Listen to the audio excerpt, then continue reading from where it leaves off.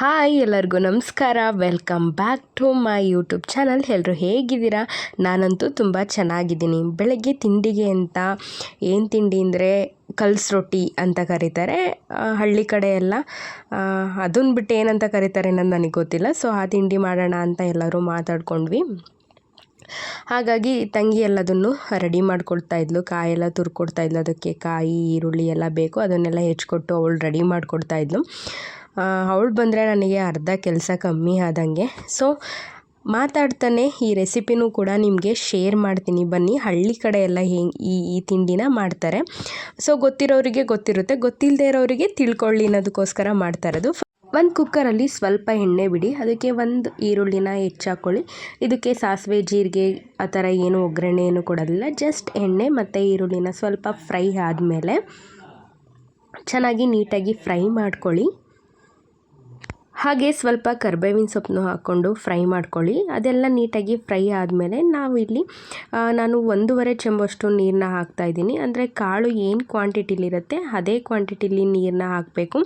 ನೀರನ್ನ ಜಾಸ್ತಿ ಹಾಕ್ಕೊಂಡು ಕಾಳು ಕಮ್ಮಿ ಆದರೆ ಅದು ಚೆನ್ನಾಗಿರೋದಿಲ್ಲ, ಅದು ಚೆನ್ನಾಗಿ ಬರೋದಿಲ್ಲ ಸಾಂಬಾರು. ಸೊ ಈಸಿ ರೆಸಿಪಿ ಕೂಡ ಹೌದು ಇದು. ನನಗಂತೂ ಈ ತಿಂಡಿ ಅಂತೂ ಅವರೆಕಾಳು ಕಾಲದಲ್ಲಿ ತುಂಬ ಇಷ್ಟ.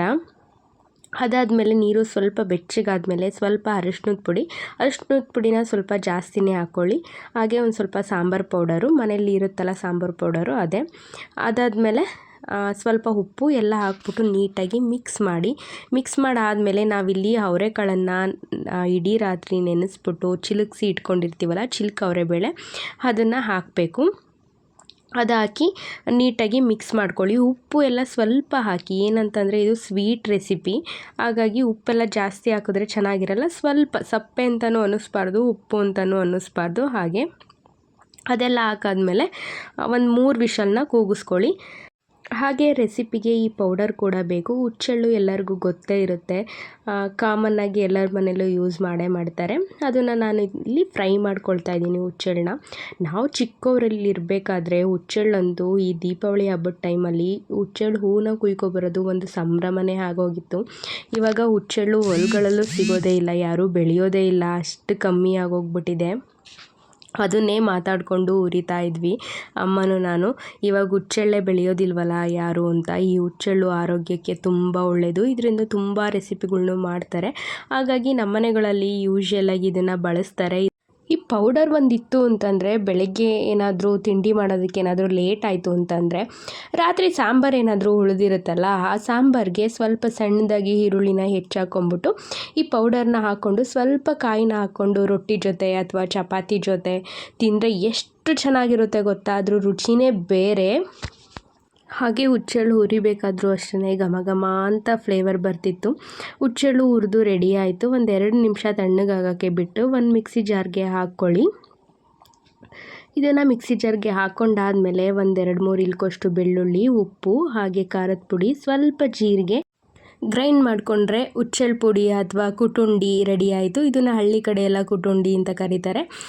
ಹಾಗೆ ಉತ್ತರ ಕರ್ನಾಟಕದ ಕಡೆ ಈ ಪೌಡರ್ ಅಂತೂ ಎಲ್ಲರ ಮನೆಯಲ್ಲೂ ಇದ್ದೇ ಇರುತ್ತೆ. ಅವ್ರು ಎಣ್ಗಾಯಿ ಎಲ್ಲ ಮಾಡ್ತಾರಲ್ಲ, ಅದಕ್ಕೆಲ್ಲ ಬಳಸ್ತಾರೆ, ತುಂಬ ಚೆನ್ನಾಗಿರುತ್ತೆ. ಈ ಥರ ಬಾಕ್ಸಿಗೆ ಹಾಕಿ ಇಟ್ಕೊಂಡ್ರೆ 15 ದಿನ ತಿಂಗಳು ಏನಾಗಲ್ಲ, ತುಂಬ ಚೆನ್ನಾಗಿರುತ್ತೆ. ಅದ್ರ ಫ್ಲೇವರ್ ಅಂತೂ ಹೆಂಗೆ ಬರ್ತಿತ್ತು ಅಂದರೆ ಘಮ ಘಮ ಅಂತ ಅಂತಿತ್ತು.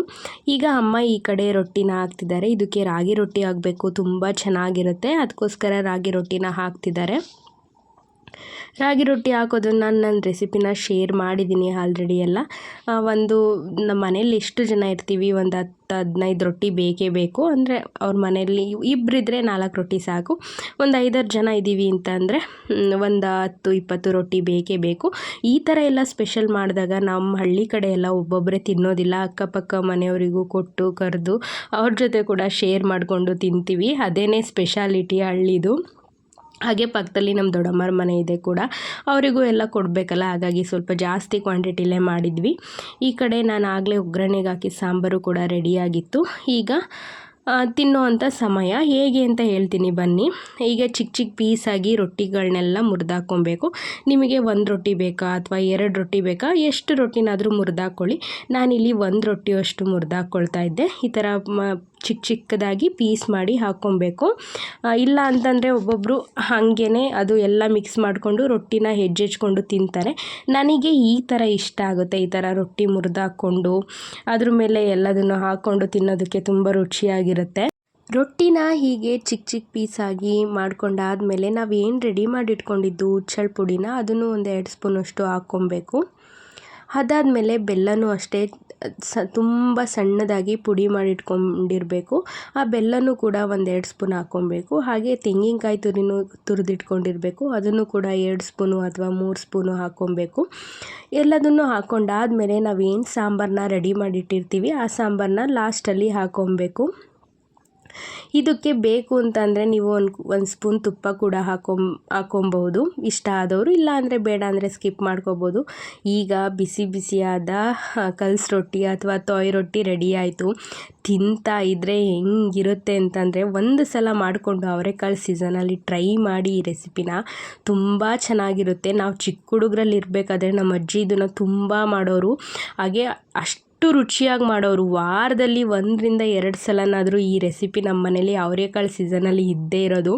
ಇವಾಗಂತೂ ಒಂದು ಸಲ ಮಾಡೋದೇ ಕಷ್ಟ ಆಗಿರುತ್ತೆ. ಅದು ಕಾಡಿ ಮಾಡಿಸಿದ್ದೀನಿ ನಮ್ಮ ಅಮ್ಮನ ಕೈಲಿ, ಮಾಡಮ್ಮ ಮಾಡು, ನನಗೆ ತುಂಬ ಇಷ್ಟ ಈ ತಿಂಡಿ ಅಂದರೆ. ತಿಂಡಿ ಎಲ್ಲ ತಿಂದಾದಮೇಲೆ ಸ್ವಲ್ಪ ಹಾಲಿತ್ತು, ಅದನ್ನು ಕೂಡ ಗಿಣ್ಣ ಮಾಡೋಣ ಅಂತ ರೆಡಿ ಮಾಡ್ಕೊಳ್ತಾ ಇದ್ದೆ. ಆಲ್ರೆಡಿ ನಿಮಗೆ ಗಿಣ್ಣ ಮಾಡೋ ರೆಸಿಪಿನ ಶೇರ್ ಮಾಡಿದ್ದೀನಿ. ಮೊನ್ನೆ ನಮ್ಮ ಹಸು ಕರು ಹಾಕಿತ್ತಲ್ಲ, ಹಾಗಾಗಿ ಅದ್ರದ್ದು ಗೀ ಬಾಲು ಇನ್ನೂ ಇತ್ತು. ಅದನ್ನು ನಾವು ವೇಸ್ಟ್ ಮಾಡೋದಿಲ್ಲ. ಒಂದು ಬಾಟ್ಲಿಗೆ ಸ್ಟೋರ್ ಮಾಡಿಬಿಟ್ಟು ಡೀಪ್ ಫ್ರಿಜ್ಜಲ್ಲಿ ಇಟ್ಕೊಬಿಟ್ರೆ ನಮಗೆ ಯಾವಾಗ ತಿನ್ನಬೇಕು ಅಂತ ಅನಿಸುತ್ತೆ ಆವಾಗ ಮಾಡಿಕೊಂಡು ತಿನ್ಬೋದು. ತುಂಬ ಚೆನ್ನಾಗಿರುತ್ತೆ. ಅದರಲ್ಲೂ ಗಿಣ್ಣ ಅಂತೂ ಆರೋಗ್ಯಕ್ಕೆ ತುಂಬ ಒಳ್ಳೆಯದು. ರೋಗ ನಿರೋಧಕ ಶಕ್ತಿಗಳು ತುಂಬ ಇರುತ್ತೆ ಗಿಣ್ಣದಲ್ಲಿ. ಹಾಗಾಗಿ ವೀಕ್ಲಿ ಒಂದ್ಸಾರು ಮಾಡಿಕೊಂಡು ತಿನ್ಬೋದು. ಹಾಗಾಗಿ ಅದನ್ನು ನಾನು ಹಾಗೆ ಇಟ್ಟಿರ್ತೀನಿ. ಬೇಕು ಅಂತ ಅನ್ನಿಸ್ದಾಗೆಲ್ಲ ಮಾಡಿಕೊಂಡು ತಿನ್ಕೋಬೋದು ಅಂತ. ಹಾಗೆ ತಂಗಿ ಕೂಡ ಇದ್ಲಲ್ಲ, ಅವಳು ತಿಂದು ಹೋಗ್ಬಿಡ್ತಾಳೆ. ಇವತ್ತು ಹೊರಟಿದ್ಲು ಊರಿಗೆ ಬೇರೆ, ಹಾಗಾಗಿ ತಿಂದು ಹೋಗಲಿ ಅಂತ ಅದನ್ನು ಕೂಡ ಮಾಡಿದೆ. ಹಾಗೆ ಸ್ವಲ್ಪ ಬಾಳೆಹಣ್ಣು ಕೂಡ ಇದ್ದು ಅದನ್ನು ದೇವರಿಗೆ ನೈವೇದ್ಯಕ್ಕೆ ಅಂತ ಎಲ್ಲ ರೆಡಿ ಮಾಡಿಕೊಡ್ತಾ ಇದ್ದೆ. ಅವಳು ಪೂಜೆ ಮಾಡ್ತಾಯಿದ್ಲು. ತುಂಬ ಬಾಳೆಹಣ್ಣಿದ್ವಲ್ಲ, ತುಂಬ ವೇಸ್ಟ್ ಆಗೋಗ್ಬಿಡುತ್ತೆ, ಯಾರೂ ತಿನ್ನಲ್ಲ. ಈ ಥರ ಮಾಡಿದ್ರೆ ಎಲ್ಲರೂ ತಿಂತಾರೆ. ಹಾಗೆ ದೇವ್ರಿಗೆ ಕೂಡ ನೈವೇದ್ಯ ಆಗುತ್ತೆ ಅಂತ ಈ ಥರ ಎಲ್ಲ ಮಾಡ್ತಾಯಿದ್ದೆ. ಹಾಗೆ ಸ್ವಲ್ಪ ದೇವರಿಗೂ ನೈವೇದ್ಯ ಕೊಟ್ಟು ಹಾಗೆ ಅಣ್ಣನೂ ಬಂದಿದ್ದ. ಅವನಿಗೂ ತಡಿ ಹೋಗಬೇಡ, ರಸಾಯನ ತಿನ್ಕೊಂಡು ಹೋಗುವಂತೆ ಅಂತ ಹೇಳ್ತಿದ್ದೆ. ಅವನು ಸರಿ ಆಯಿತು ಕೊಡು ಅಂತ ಕೂತಿದ್ದ. ಹಾಗೆ ತಂಗಿನೂ ಕೂಡ ಹೊರಟಿದ್ಲಲ್ಲ, ಅವಳನ್ನು ಕರ್ಕೊಂಡು ಹೋಗ್ಬಿಡು, ಅಲ್ಲೇ ಹೋಗ್ತೀಯಲ್ಲ ಅಂತ ಹೇಳಿದೆ. ಸೊ ಹಾಗಾಗಿ ಅವನಿಗೂ ಕೊಟ್ಟು ತಂಗಿ ಎಲ್ಲ ಪೂಜೆ ಮಾಡಿದ್ಲು. ಪೂಜೆ ಎಲ್ಲ ಮುಗಿಸಿ ತಿಂಡಿ ಎಲ್ಲ ತಿಂದ್ಕೊಂಡು ಅವಳು ಹೊರಟ್ಲು. ಬೇಜಾರಾಗ್ತಿತ್ತು. ಹೆಂಗೋ 2-3 ದಿನ ಇದ್ಲು. ಇವಾಗ ಹೋಗ್ತಿದ್ದಾಳೆ. ಮನಸ್ಸು ಒಂಥರ ಭಾರ ಆಗ್ತಿತ್ತು. ಹತ್ರ ಇದ್ರೂ ನನಗೆ ಏನೋ ಒಂಥರ ಒಳಗಡೆ ಅದು ಹೇಳೋಕ್ಕಾಗ್ತಿರಲ್ಲ. ಸರಿತಾ. ಇವಾಗ ನಮ್ಮ ಇನ್ನೊಬ್ಬರು ದೊಡ್ಡಮ್ಮನ ಮಗಳು ಇಲ್ಲೇ ಪಕ್ಕದೂರಿಗೆ ಕೊಟ್ಟು ಮದುವೆ ಮಾಡಿರೋದು. ಅವ್ರ ಊರಲ್ಲಿ ಹಬ್ಬ ಇದೆ. ಸೊ ಕರೆದಿದ್ರು, ಹೋಗೋಕ್ಕಾಗಲಿಲ್ಲ. ಹಾಗಾಗಿ ಇವಾಗೆಲ್ಲ ಡಿಸೈಡ್ ಮಾಡಿಕೊಂಡು ಹೇಳ್ತಿದ್ದಾರೆ ಹೋಗ್ಬರೋಣ, ಬೇಜಾರು ಮಾಡ್ಕೊಳ್ತಾರೆ ಅಂತ. ಇನ್ನು ಟೈಮ್ ಏನಾಗಿಲ್ಲ, ಇನ್ನು 8 ಅಷ್ಟೇ. ಹೋಗೋದಕ್ಕೆ 10 ನಿಮಿಷ ಅಷ್ಟೇ ಬೇಕಾಗಿರೋದು. ಅದಕ್ಕೆ ಎಲ್ಲರೂ ರೆಡಿಯಾಗಿ ಹೊರಡ್ತಿದ್ದಾರೆ. ಸೊ ಇಲ್ಲಿಗೆ ವಿಡಿಯೋನ ಎಂಡ್ ಮಾಡ್ತಾಯಿದ್ದೀನಿ. ಪ್ಲೀಸ್ ಹೋಗಿ ವಿಡಿಯೋನ ನೋಡಿ, ಹಾಗೆ ಲೈಕ್, ಶೇರ್ ಹಾಗೆ ಸಬ್ಸ್ಕ್ರೈಬ್ ಮಾಡ್ಕೊಳ್ಳೋದಂತೂ ಮರಿಬೇಡಿ. ಪ್ಲೀಸ್ ಸಬ್ಸ್ಕ್ರೈಬ್ ಮಾಡಿಕೊಂಡು ವಿಡಿಯೋನ ನೋಡಿ, ಹಾಗೆ ನನಗೆ ಸಪೋರ್ಟ್ ಮಾಡಿ. By friends.